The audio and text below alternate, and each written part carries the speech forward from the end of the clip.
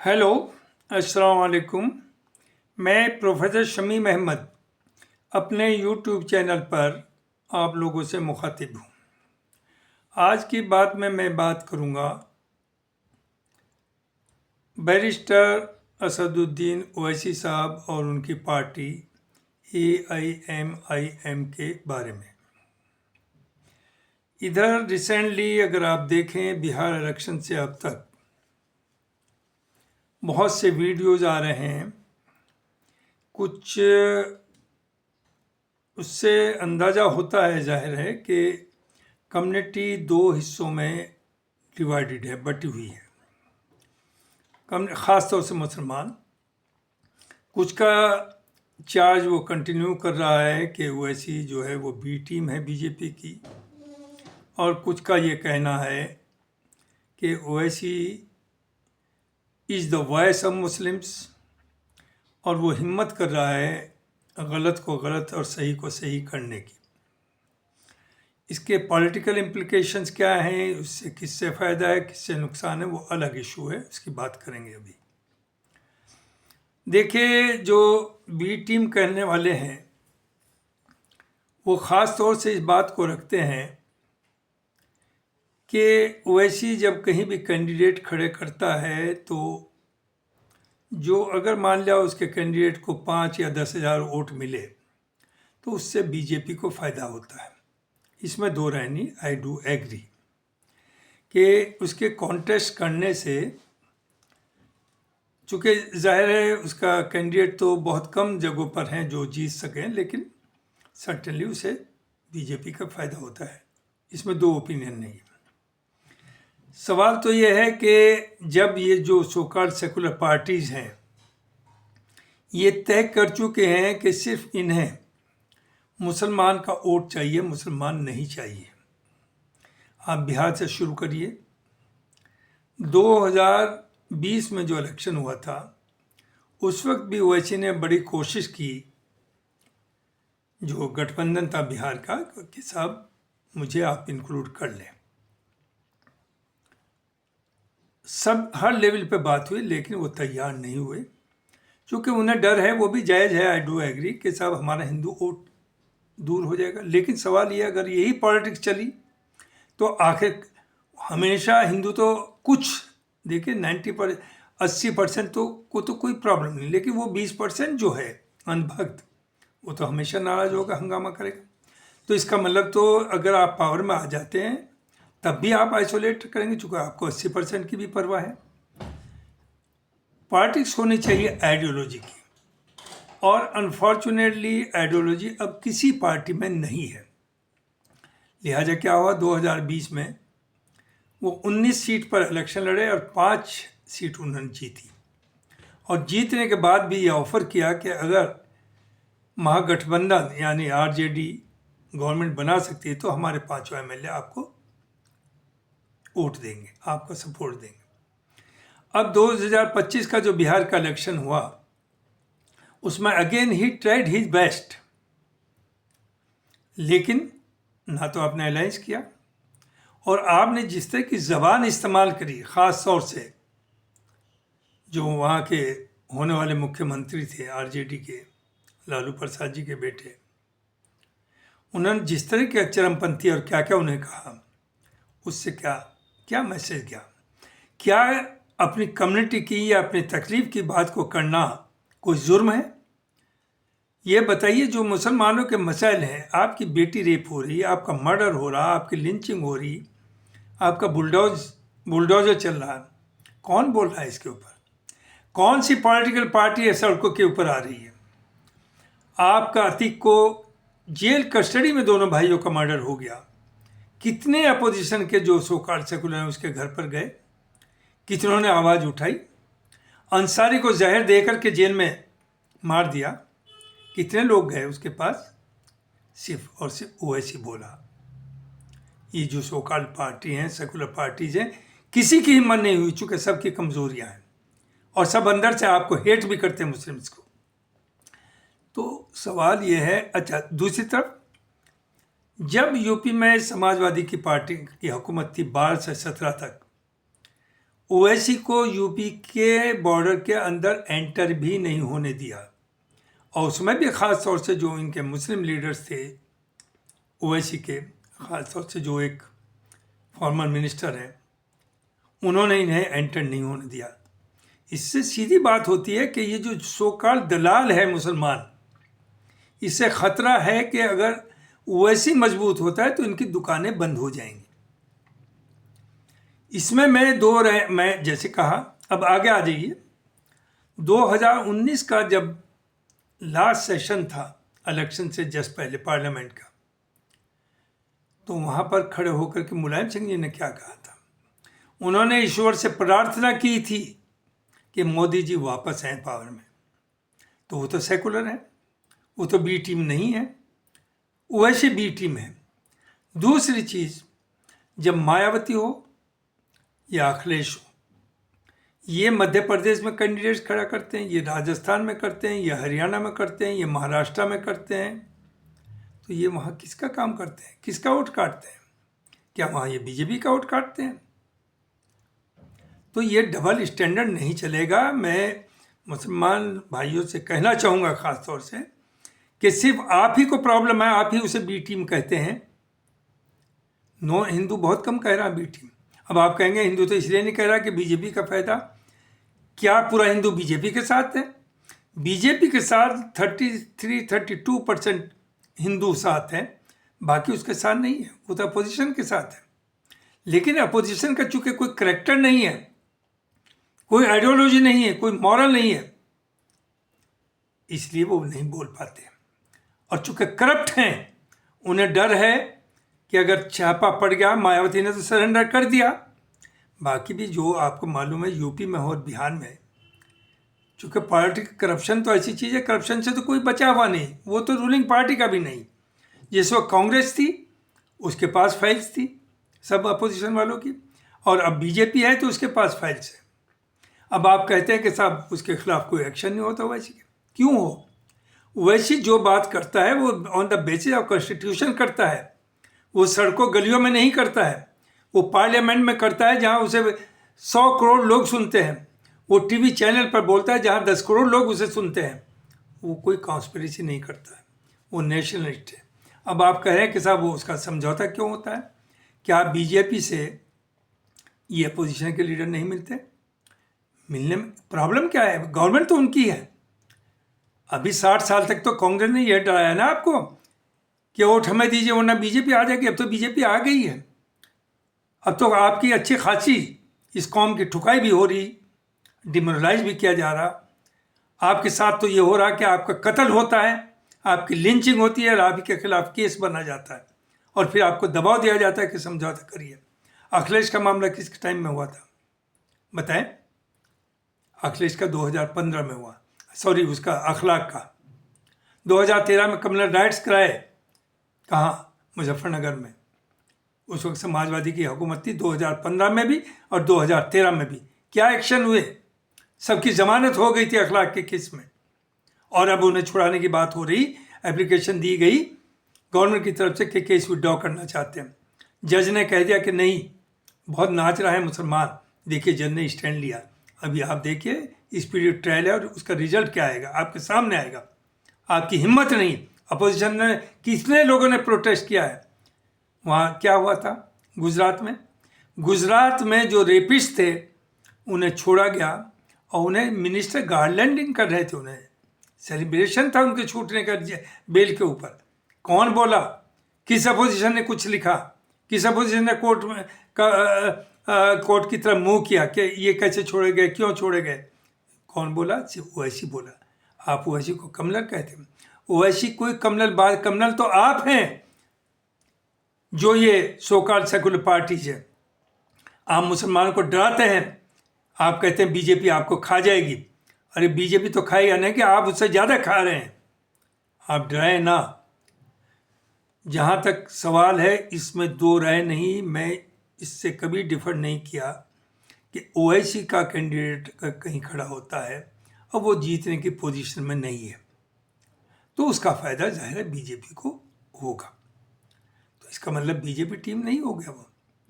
उसने जब भी मामला आया हमेशा इंडिया गठबंधन को सपोर्ट दी है और वो तैयार है। लेकिन आप कहें कि आपको वोट दें, लेकिन आपकी लीडरशिप में आपके गुलाम बन के रहें। यानी जो इलेक्शन में जीतते हैं आरजेडी के टिकट पर हो, समाजवादी के पर हो, मायावती के पर हो, वो मुसलमानों के रिप्रेजेंटेटिव नहीं हैं, वो अपने लीडर के लॉयलिस्ट हैं, जिनकी कोई आइडियोलॉजी नहीं, कोई करैक्टर नहीं है। तो बीजेपी तो मार ही रही है, वो तो खुली दुश्मन है। And never say that they are friend of us. BJP की तो पॉलिसी ही एंटी इस्लाम, एंटी मुस्लिम है। लेकिन इस वक्त जो है वो उनकी भी मजबूरी है। ये तो पावर की जंग है, पावर की। ये सेकुलर का ढोंग लड़ करके इलेक्शन लड़ते हैं, जिससे कि मुसलमान वोट इनके साथ रहे। और वो कम्युनिज्म का ढोंग रच रहे हैं, हिंदू मुसलमान की बात करते हैं, जिससे कि उनका पोलराइजेशन होकर के उन्हें ज़्यादा वोट मिले। वरना बीजेपी के अंदर भी कुछ लोगों से बात करिए, आरएसएस के, बेहद साफ सुथरे हैं, बेहद अच्छे हैं, ईमानदारी की बात करते हैं। और करप्शन, अगर करप्शन का जहाँ तक सवाल है, बीजेपी में भी अब टॉप पर करप्शन है। लेकिन समाजवादी हो या मायावती हो या आरजेडी हो, क्या ये साफ सुथरे हैं? कोई साफ सुथरा नहीं। बंगाल में आप क्या कर रहे हैं? वहाँ इन लोगों ने शुरू से, जो ये so called opposition secular parties हैं, इन्होंने हमेशा मुसलमान को अलग रखा है, मुसलमान से दूरी बना के रखी है। ये नहीं चाहते कि कोई इन्हें किसी मुसलमान की वजह से इनके ऊपर बात है। तो आप वो सेंट साधु तो है नहीं। आप कहते हैं वो हैदराबाद में अपने को रखे, क्यों रखे? क्या उसके एम्बिशन नहीं है? वो पॉलिटिशियन नहीं है? क्या वो साधु सेंट है जो घर में बैठ जाएगा? वो पॉलिटिक्स में उसे हर जगह आना। और जो आपका रवैया है, अगर ये देखिए, दुश्मन का दुश्मन दोस्त होता है। बीजेपी क्यों अपोज करेगी? क्यों उसके खिलाफ जाएगी? वो सर्टेनली बीजेपी जानती है कि ओवैसी के इलेक्शन लड़ने से उन्हें फायदा है। और क्यों ना हो, ना तो आप पास लगा रहे हैं, ना वो पास लगाएंगे, तो वो तो पागल है, वो कैसी पॉलिटिक्स करे। और देखिए, वो अब बार बार आती है, उसने ये कहा कि हिजाब वाली एक दिन प्राइम मिनिस्टर बनेगी। उन्हें ये नहीं कहा हिंदू भी लड़कियां आजकल हिजाब पहन रही। उन्हें नंबर एक तो ये नहीं कहा। दूसरी, ये तो टैक्टिक्स है। आप कहते पीडीए, ये क्या है? ये क्या है यूपी में? पिछड़ा, दलित, अल्पसंख्यक, ये सब तमाशा क्या है? वो भी अपनी पॉलिटिक्स कर रहा है। उसने मुस्लिम जो मेजोरिटी एरिया था वहाँ मुसलमान वोट लेने को लिए उसने एक नारा दिया और ये कहा कि हो सकता है हम ना हो हमारे बाद में कभी भी हिजाब वाली प्राइम मिनिस्टर। इसमें व्हाट इज रॉन्ग? आपको तकलीफ क्यों हो रही इतनी? यानी सिर्फ कम्युनिज्म इसी से फैल रहा है और कहीं से नहीं फैल रहा है? और कुछ आपकी आंखों में नज़र नहीं आ रहा हिंदुस्तान के अंदर क्या चल रहा है? तो मेरा तो सिर्फ ये कहना है, चूँकि अनफॉर्चुनेटली या फॉर्चुनेटली जो मेरे बहुत करीबी दोस्त भी हैं उनमें भी डिवीज़न है। ना मैं हर मामले में उनके साथ हूँ, ना वो मेरे साथ हैं। और ये होना भी चाहिए। They have the right to differ. उनकी अपनी एक सोच है, मेरी अपनी एक सोच है। मेरी अपनी सोच ये है, और उसमें ऐसा नहीं, इस वक्त majority of Muslims by heart are with Owaisi. वो ठीक है, जैसे मुझसे ही पूछा गया कि अलीगढ़ में अगर उसका कैंडिडेट खड़ा हुआ तो क्या आप वोट देंगे? मैंने कहा नो, नहीं दूंगा, क्योंकि मुझे अंदाज़ा है ना अलीगढ़ में ओवैसी का कैंडिडेट नहीं जीत सकता, लेकिन रामपुर में जीत सकता है, मुरादाबाद में जीत सकता है, सहारनपुर में जीत सकता है। जहाँ जहाँ मुस्लिम्स मोर देन 40% है वहाँ ओवैसी का कैंडिडेट, तो वहाँ ओवैसी को वोट देना चाहिए। लेकिन जहाँ मुसलमान 10 या 15 या 20% है, वहाँ सर्टेनली मुमकिन नहीं है कि ओवैसी का कैंडिडेट खड़ा हो। वहाँ आप ओवैसी को ना दें, जिसे चाहे दें। और जिसमें भी क्या ये अपोजिशन एक है? जितने रीजनल पार्टीज हैं so called secular, they are anti Congress. इस वक्त अगर बोलबाला है, कोई किसी हद तक लड़ रहा है, हालांकि राहुल भी, बात वही आती कि राहुल के बाद कौन आएगा? Who is after Rahul? Rahul एक आइडियोलॉजी की बात करा, लेकिन पहले तो ये भी भटके हुए थे, जनेऊ डाल करके मंदिरों में चक्कर लगा रहे थे, ये भी अपना सॉफ्ट हिंदुत्व फॉलो कर रहे थे। और आज भी मुसलमान की बात तो ये भी नहीं कर रहा, लेकिन हम ये समझते हैं अगर कोई आइडियोलॉजी की बात कर रहा है, आइडियोलॉजिकल पार्टी है, तो वो सर्टेनली जस्टिस करेगी फॉर एवरी सेक्शन। और यही वजह है कि मेजॉरिटी ऑफ मुस्लिम्स, हाँ यूपी में भी देखिए, यूपी में 2022 में भी और 20 में भी और 24 में भी 19 में भी 95% 92% मुसलमान समाजवादी या इसके गठबंधन के साथ गया। लेकिन ये अब भूल जाएं, 24 में जो इनकी 37 सीट है इस पर चौड़े ना हो, वो वोट कांग्रेस का था। मुसलमान उधर खिसक चुका है। समाजवादी के पास कितना वोट है? 7-8% टोटल है यादव, जिसमें 3% बीजेपी में ऑलरेडी, तो हार्डली दे हैव 4% वोट। बाकी तो मुसलमान पागल है जो पीछे लग जाता है। अब वो मुसलमान वोट कांग्रेस में जा चुका है। तो वो जो 37 सीट मिली है वो सिर्फ इसलिए मिली कि आपने कांग्रेस से अलायंस कर लिया था। अदरवाइज अगर अलायंस ना होता तो कांग्रेस की भी 2-3 आती और आपकी भी 1-2 ही आती, और आपने भी इसे फैमिली का ही बना दिया। तो अखिलेश जी को ये समझ में आना चाहिए कि इसमें दो राय नहीं, यूपी में अगर सबसे स्ट्रॉन्ग पार्टी है अपोजिशन वो समाजवादी पार्टी है। और आपको ईमानदारी के साथ सबको साथ लेकर के चलिए, सबको इज्जत दीजिए, सबका साथ, तभी आप आगे बढ़ेंगे। आपका मायावती से जाहिर नहीं बन सकता। मायावती हैड सरेंडर, अगर वो टैक्टिकली आप चैलेंज भी करें तो उसमें आपका नुकसान रहेगा। लेकिन छोटे छोटे लोग, चंद्रशेखर आज़ाद, जयंत को आपने भगाया, जयंत जाना नहीं चाहता था, जयंत आपके साथ था, जयंत को आप साथ लीजिए, छोटी छोटी पार्टीज़ को साथ लीजिए। और मुसलमान को मैं तो खुद कहा, अगर आपको ये खतरा है, जो मैं भी समझता हूँ है, कि पोलराइजेशन ओवैसी की वजह से ज़्यादा नहीं होता जितना मुसलमान कैंडिडेट्स की वजह से होता है। तो इस इलेक्शन में कम से कम 2027 में आप तय करें जहाँ मुसलमान बहुत कंफर्टेबल जीते हुए कैंडिडेट हैं ऑलरेडी, और वो इस पोजीशन में कि वो फिर जीत सकते हैं, उन्हें तो भले ही आप टिकट दे दें, बाकी किसी मुसलमान को टिकट मत दीजिए। और मुसलमान भी जहन में ये लाए कि आप पे कोई आफत नहीं आ जाएगी, आपके बगैर कोई कौम बर्बाद नहीं है अगर आप नहीं जीतते हैं। कौम तो वैसे ही सफ़र कर रही है जो ऐसा में। आप तो 65 के करीब MLA थे 2013 में जब कम्युनल राइट्स हुए मुजफ्फरनगर, अखलाक का मर्डर हुआ और अखलाक की लिंचिंग हुई, आपने कुछ किया? आपकी हैसियत है कुछ करने की? तो यू डोंट रिप्रेजेंट मुस्लिम्स। और आप जब खड़े होते हैं तो मुसलमान मोहल्लों में जाकर कहते भाई को वोट दो। आप तो इसलिए कम्युनल बन जाते हैं वोट लेने के लिए, आप कहते हैं हम सेकुलर पार्टीज़ के मेंबर हैं। तो मैं मुसलमानों से ये कहना चाहता हूँ कि नंबर 1, ये छोड़ दें कि बीजेपी हराओ। ये जो आपका नारा है यही इन्हें समाजवादी को हरवाया। 2022 में यही नारा था बीजेपी का कि ये जो गवर्नमेंट आएगी अगर अखिलेश जीते तो यादव अखिलेश की नहीं होगी, बल्कि ये मुसलमानों की होगी, ये माफिया की होगी, और ये वही हरकत करेंगे जो 2012 से 17 तक इन्होंने की है।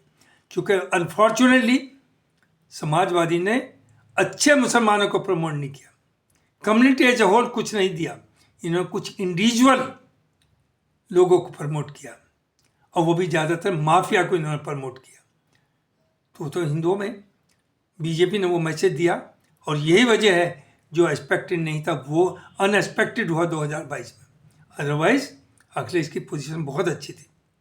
दूसरा आपका रवैया, तो मैं इसलिए नहीं कि I am not that type of Muslim कि मैं कहूँ कि सब मुसलमानों का रिप्रेजेंटेशन असेंबली में बढ़ के क्या कर लेंगे, क्या इनकी हिम्मत है बोलने की?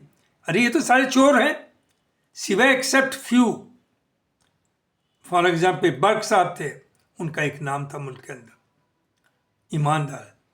अलीगढ़ से जफर साहब हैं, एक ईमानदार आइडियल आदमी है, लोग उनके पीछे हैं, but he real in real sense he secular. ना वो मुस्लिम परस्त हैं ना वो हिंदू परस्त हैं, ईमानदारी के साथ वो सेकुलर हैं, और कम्युनिटी के लिए भी वो करते हैं, वो दिखाते नहीं किसी को, जो मदद होती है सबको करते हैं। तो हैं, लेकिन वो 2% लोग अच्छे हैं, बाकी 98% द मोस्ट करप्ट माफिया। जिस तरह के लोगों को समाजवादी प्रमोट करती है, इन्हें सोचना चाहिए। अलीगढ़ की बात मैं पहले भी कर चुका, आज भी कर रहा हूँ। जो भी लोग कांग्रेस या दूसरी पार्टी छोड़ के इनके यहाँ हैं, उन्हें आप साइड लाइन रखते हैं। आपकी हैसियत क्या है? किस तरह के लोगों को यहाँ ओहदे दिए हुए हैं? यहाँ एक चौधरी विजेंद्र सिंह है, एक बार मेंबर पार्लियामेंट रहे, 4 बार एमएलए रहे। मुसलमान आज तक मुझे एक नहीं मिला जो उनके बारे में कोई शिकायत करे। हमेशा द ग्रेट मैन, सेकुलरिस्ट, वो जंग लड़ता है गरीब की, अपाहज की, डाउन ट्रोडन की, मुसलमान की, चाहे एमयू का मामला हो, हर मामले में वो बोलता है। लेकिन समाजवादी पार्टी उन्हें साइड लाइन की हुई है, उन्हें कोई हैसियत ही नहीं उनकी समझती है। तो आप नुकसान में रहेंगे।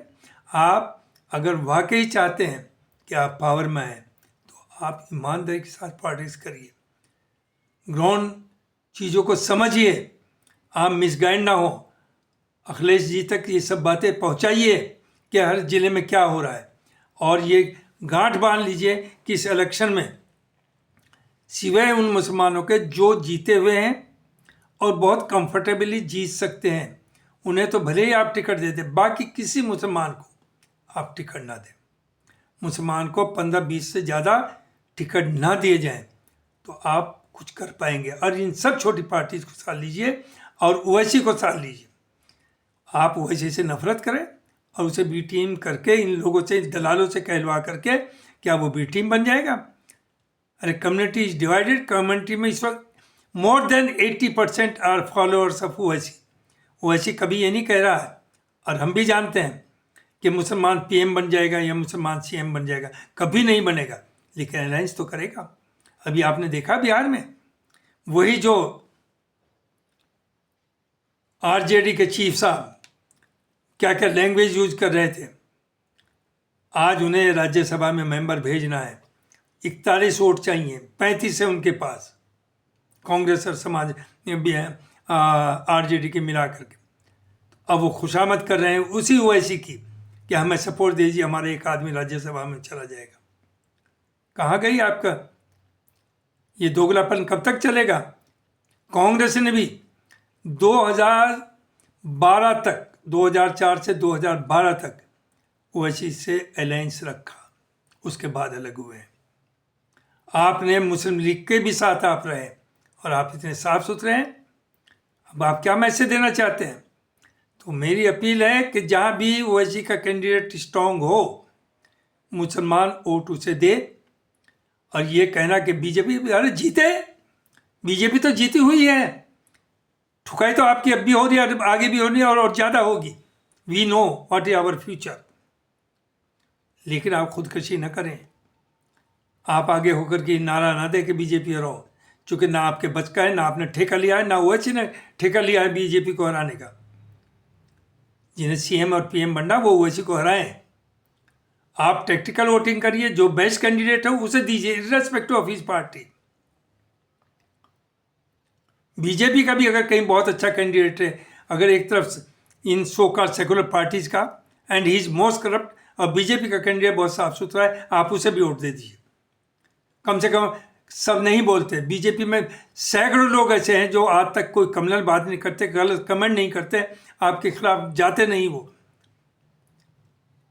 आज जो आपके यूथ के साथ हो रहा है, कांग्रेस जो बीजेपी कर रही है, यूपीआर फला में लगा दे फला, ये किसने शुरू किया था?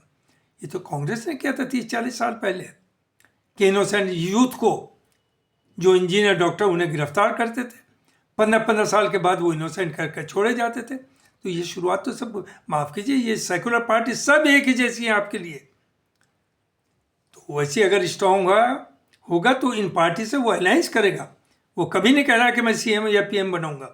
वो इन लोगों से बात करेगा, जिससे जो उनकी बातों से जहाँ मिनिमम प्रोग्राम बन सकेगा उनसे अलायंस होगा।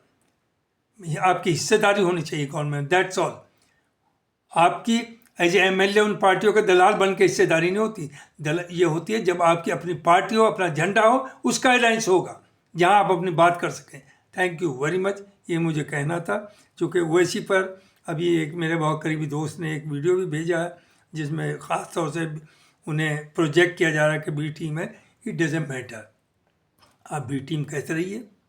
हम उसे मुसलमानों का सबसे हितैषी कहते हैं, नेशनलिस्ट है, सेकुलर है, और मुल्क के बारे में सोचता है, कौम के बारे में सोचता है।